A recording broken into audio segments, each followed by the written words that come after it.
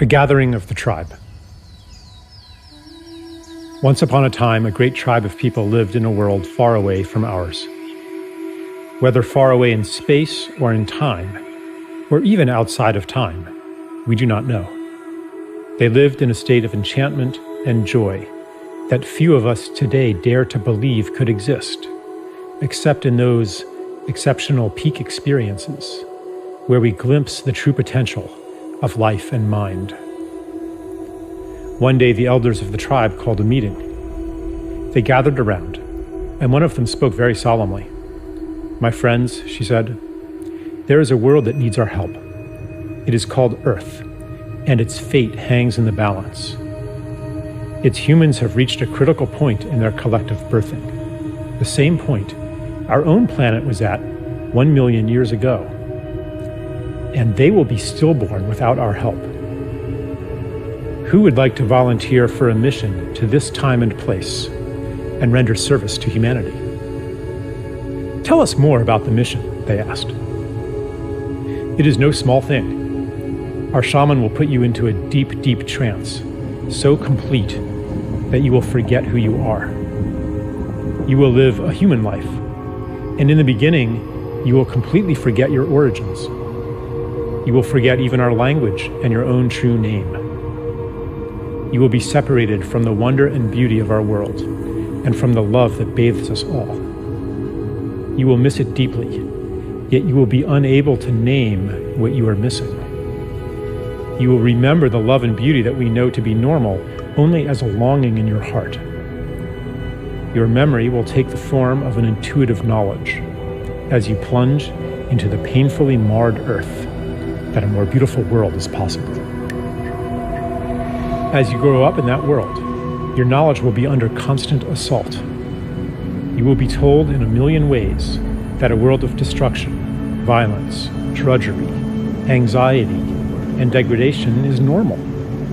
You may go through a time when you are completely alone, with no allies to affirm your knowledge of a more beautiful world. You may plunge into a depth of despair that we, in our world of light, cannot imagine. But no matter what, a spark of knowledge will never leave you. A memory of your true origin will be encoded in your DNA. That spark will lie within you, inextinguishable, until one day it is awakened. You see, even though you will feel, for a time, utterly alone, you will not be alone.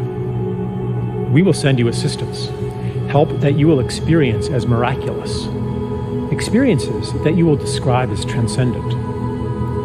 These will fan that spark into a flame. For a few moments or hours or days, you will reawaken to the beauty and the joy that is meant to be. You will see it on Earth. For even though the planet and its people are deeply wounded, there is beauty there still, projected from past and future onto the present as a promise of what is possible and a reminder of what is real.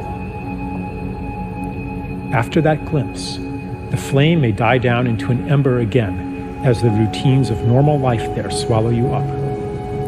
But after each awakening, they will seem less normal, and the story of that world will seem less real. The ember will glow brighter. When enough embers do that, they will all burst into flame together and sustain each other.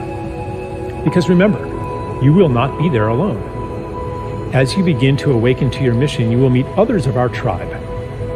You will recognize them by your common purpose, values, and intuitions, and by the similarity of the paths you have walked. As the condition of the planet Earth reaches crisis proportions, your paths will cross more and more. The time of loneliness, the time of thinking you might be crazy, will be over. You will find the people of your tribe all over the Earth and become aware of them through the long-distance communication technologies used on that planet. But the real shift, the real quickening, will happen in face-to-face gatherings in special places.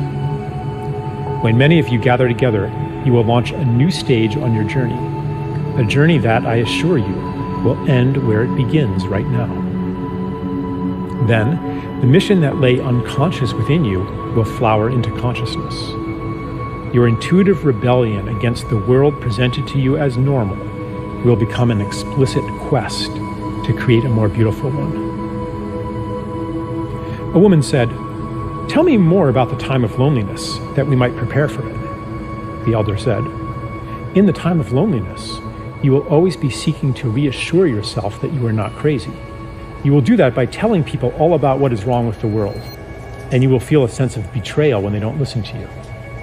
You might hunger for stories of wrongness, atrocity, and ecological destruction, all of which confirm the validity of your intuition that a more beautiful world exists. But after you have fully received the help we will send you, and the quickening of your gatherings, you will no longer need to do that, because you will know. Your energy will thereafter turn toward actively creating that more beautiful world." A tribeswoman asked, "How do you know this will work? Are you sure our shaman's powers are great enough to send us on such a journey?" The elder replied, "I know it will work because he has done it many times before.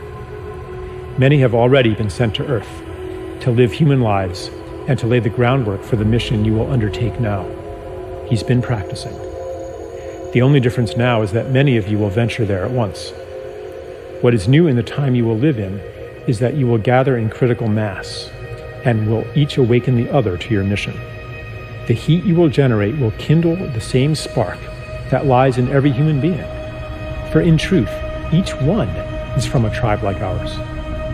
The whole galaxy and beyond is converging on Earth, for never before has a planet journeyed so far into separation and made it back again. Those of you who go will be part of a new step in cosmic evolution."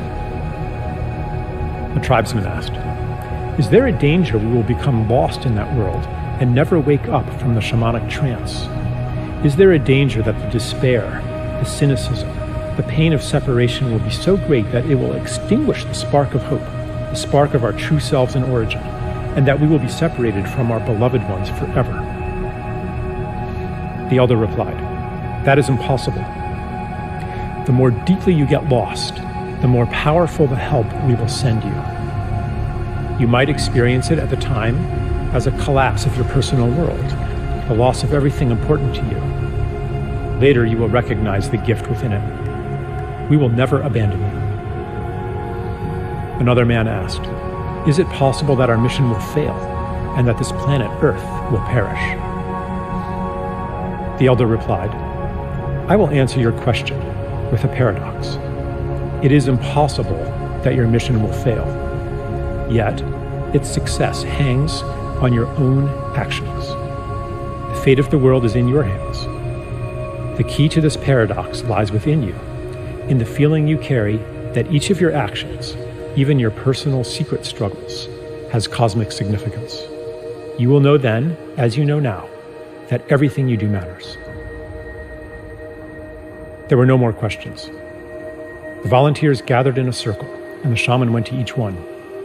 The last thing each was aware of was the shaman blowing smoke in his or her face. They entered a deep trance and dreamed themselves into the world where we find ourselves today. Here we are. Yeah, here we are. Here we are.